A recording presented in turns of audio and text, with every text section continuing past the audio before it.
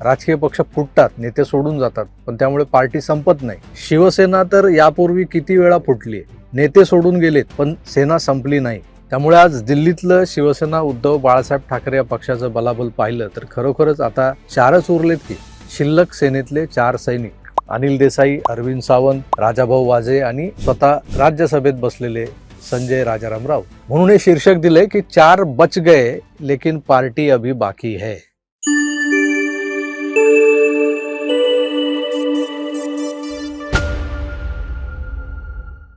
व्हिडिओचं शीर्षक वाचून तुम्हाला वाटेल की हे सटायर वगैरे आहे की काय. उभाटा गटात असं काही झालं की तुम्ही उपहासात्मक व्हिडिओ बनवता. आताही असंच काही आहे का? तर स्पष्टपणे सांगतो, तसं काहीही नाही. मी वस्तुस्थिती मांडतोय की खरंच 4 बच गए लेकिन पार्टी अभी बाकी है. राजकीय पक्ष फुटतात, नेते सोडून जातात, पण त्यामुळे पार्टी संपत नाही. शिवसेना तर यापूर्वी किती वेळा फुटली, नेते सोडून गेलेत, पण सेना संपली नाही. त्यामुळे आज दिल्लीतलं शिवसेना उद्धव बाळासाहेब ठाकरे या पक्षाचं बलाबल पाहिलं तर खरोखरच आता 4च उरलेत की शिल्लक सेनेतले 4 सैनिक. अनिल देसाई, अरविंद सावंत, राजाभाऊ वाजे आणि स्वतः राज्यसभेत बसलेले संजय राजाराम राऊत. म्हणून हे शीर्षक दिले की 4 बच गए लेकिन पार्टी अभी बाकी है. पार्टी खतम नहीं हुई. हा उपहास आमच्या काही मेनस्ट्रीम मीडियातल्या चहाप्रेमी बिस्किटांना खूपतो. मग ते आगी लावायचे उद्योग करतात. माझ्या विरोधात किती जण काय काय काड्या करत असतात ते सगळं पोहोचतं माझ्यापर्यंत. असो, त्यानं माझं काही वाकडं होत नाही, होणार नाही, कारण आपण त्यांना गिनतीतच घेत नाही. कारण हे सगळे पाकिट पत्रकार आहेत ना, पाकिटमार. सरकारच्या विरोधात बोललं की लोक आपल्याला तटस्थ निष्पक्ष पत्रकार समजतात, असा त्यांचा समज आहे. तो समज त्यांना लखलाभ हो. हे दिमागचे पैदल लोक जे आहेत ना, काही ठराविक कालपासून एक टिमकी वाजवत फिरतायत की उभाटा सेनेने एक बैठक लावली आहे संसदीय पक्षाची आणि त्यासाठी उपस्थिती अनिवार्य आहे असा व्हीप काढलाय. आता ही जी टर्म्स वगैरे जे असतात ना, व्हीप वगैरे असं काहीतरी, तर खरं तर त्याबद्दल लोकांना किती माहिती आहे याची कुणाला काही खातरजमा करून घ्यायची नसते. लोकांच्या पुढे अशा काही ह्या टर्म्स टाकल्या ना, बरेच असतात ना काही मध्ये काही गोष्टी अशा वेगवेगळे शब्द, जड जंबाळ शब्द असतात. त्यातला हा एक शब्द आहे व्हीप. मागे ते घंटातज्ञ नाही का, मग ते काय सांगत होते 10th शेड्यूल. आता किती शेड्यूल आहेत, त्यातले 10th शेड्यूल नेमकं काय आहे हे कधी कुणी उघडून वगैरे काय सांगितलं नाही. पण त्या 10th शेड्यूल किंवा आताचा हा शब्द व्हीप खूप गाजला. अजून नवीन शब्द येतील. त्या व्हीप बद्दल खरं तर बोलायचंय. हे जे काही ऑपरेशन आहे ना, टायगर वगैरे, ऑपरेशन टायगर नावाखाली जे काही व्हायचंय ते मागच्या 2-3 दिवसात निपटवून टाकलं एकनाथ शिंदेंनी. ते का निपटवलं त्यावर मी एक वेगळा व्हिडिओ बनवणारच आहे. आता यात भाजपच्या मदतीचा अँगल जरी असला, दिल्लीतल्या भाजपचा, तरी हे ऑपरेशन एकट्या शिंदेंनी स्वतःच्या हिमतीवर पार पाडले. ती जी चार्टर्ड विमानं नांदेडहून पुण्याहून उडाली आणि वाया जयपूर दिल्लीत पोहोचली, ती सरळ खासदार डॉक्टर श्रीकांत शिंदेंनी हायर केलेली होती असं काही सूत्र सांगतात. म्हणजे कागदपत्र अजून ती बिलं यायची आहेत त्या विमान कंपन्यांकडून, जी बिलं येतात ना ते चार्टर्ड प्लेन हायर केल्याची, ते आले की मी सविस्तर दाखवून पण की कुणी हायर केलं होतं. आता स्वतः शिंदे साहेब काल संध्याकाळी 5:30 पर्यंत दिल्लीत होते. त्यानंतर ते मुंबईत आले. तोवर सगळा अंत्यविधी तिकडचा जो असतो तो पार पाडला होता त्यांनी.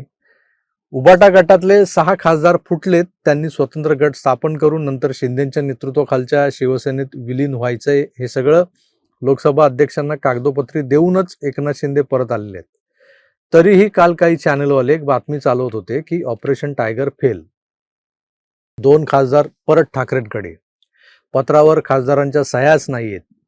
बरं, ज्या पत्रावर खासदारांच्या सह्या आहेत त्या बनावट सह्या आहेत. हे सगळं चालवून झालं. का केलं माहिती आहे सगळं? तर पोपट मेलाय. आपण म्हणतो ना, हा जो काही ऑपरेशन टायगरवाला पोपट आहे, त्यातून जे काही झालंय तो पोपट मेलाय. पण तो आता जाहीर कोण करणार?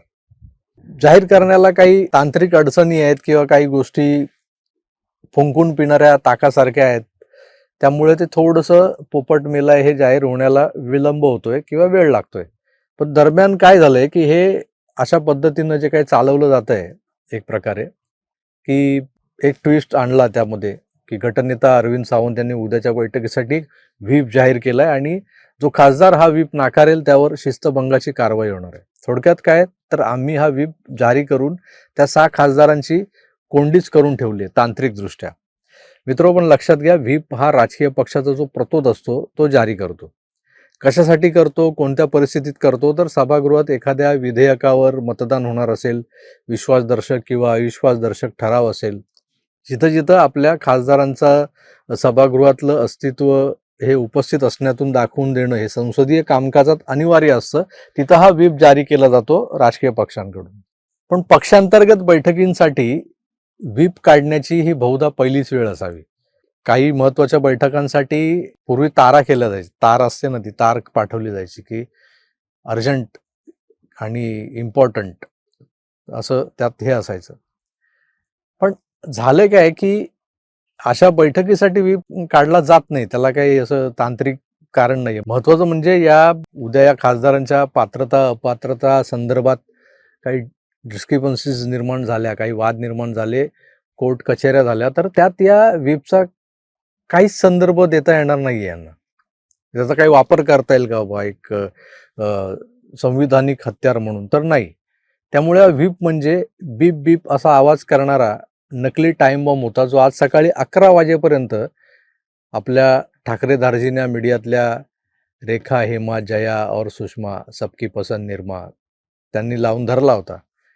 आपल्या मराठी मीडियातल्या या रेखा, हेमा, जया, सुषमा, अरुणा इराणी वगैरे ज्या आहेत ना, त्यांना जर्नलिझममध्ये कदाचित हे शिकवलेलं नसणार, व्हीप कधी काढतात वगैरे. आता मी स्वतः 1995 ते 2004 असा कालखंड शिवसेनेच्याच आमदारांचा पीए म्हणून काम केलेलं आहे. त्यात माझे साहेब जे होते नंदकुमार काळे हे तत्कालीन अखंड शिवसेनेचे प्रतोद होते. राज्याचे गृहराज्यमंत्री आणि आमदार गजानन कीर्तीकर हे मुख्य प्रतोद होते. पण ते मंत्री असल्यानं ऍक्टिंग व्हीप हे आमचे काळे साहेबच होते. गंमत म्हणजे आता मी व्हीप म्हणालो ना, प्रतोदला इंग्रजीत व्हीप असंच म्हणतात. त्यामुळे बऱ्याचदा शिवसेनेच्या आमदारांसाठी हे व्हीप काढले जाताना मी त्यात सहभागी असायचो. त्यामुळे ज्यांना विधिमंडळातलं राजकारण बऱ्यापैकी कळतं त्यांना हे चांगलंच माहिती आहे की व्हीप कशासाठी काढला जातो, तो काय असतो. आजकालच्या जेनजीला नसेल माहीत, पण मीडियात काम करता करता, पॉलिटिकल बीट कव्हर करता करता, विधिमंडळात वावरत असताना तरी व्हीप बद्दल एवढं अज्ञान कसं काय यांचं? हा व्हीप काहीही कामाचा नव्हता, म्हणून जे पक्ष सोडून गेलेत ना, ते काय या व्हीपला भीक घालणारच नव्हते. त्यामुळे त्यातलं कुणी या बैठकीला आलं नाही. लोकांना शिव्या घालणारे संजय राजाराम राऊत काल बोलता बोलता बोलून गेले की टाइगर टाइगर, ऑपरेशन टाइगर की बात करते हो ना, यानी कि आप अभी भी मानते हो कि हम टाइगर है. मग थोड्या वेळानं टाइगर कभी गद्दारी नहीं करता, टाइगर कभी घास नहीं खाता. आज काय झालं, त्या बैठकीला संजय राऊतच दिसणार नाहीत असं काल मला एक जण बोलला होता. मला आश्चर्य वाटलं, अरे असं कसं? आता तर एकांडा शिलेदार आहे तो लढत राहणार शेवटपर्यंत. तो म्हणे नाही संजय राऊतच उद्या गायब असतील बघ. आता हे कोणतरी बोललं, हे त्याला त्या माझ्या मित्रालाही कळलं होतं.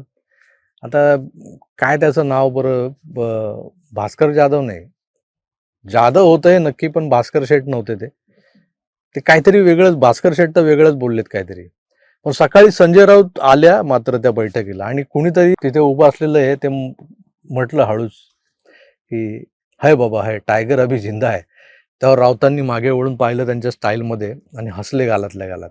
आज त्या पत्रकाराला संध्याकाळी मोती महल मधलं बटर चिकन खायला घालणार संजय राऊत. दिल्लीतल्या पत्रकारांची मौज असते. मोती महल हे तिथलं स्पेशल रेस्टॉरंट आहे, नामचीन रेस्टॉरंट आहे. बटर चिकन आणि दम बिर्याणीसाठी फेमस आहे ते. राऊत सदा न कदा दमच देत असतात लोकांना. कदा बोललो असतो पुढे, ते असंसदीय शब्द आहेत, पण ते त्यांना वाटत नाहीत. ते ऑन रेकॉर्ड बोलतात ना की तू तर येडधावा आहेस. पण दम दिला बऱ्याचदा त्यांनी, दम देतात बऱ्याचदा ते. आज तरी दम बिर्याणी खायला घालतील का याबद्दल पण मला साशंकता आहे. पण पार्टी होणार आहे आज, कारण जे आले ते 4 होते. त्यामुळे म्हणावं लागतंय की 4 बज गए लेकिन पार्टी अभी बाकी है.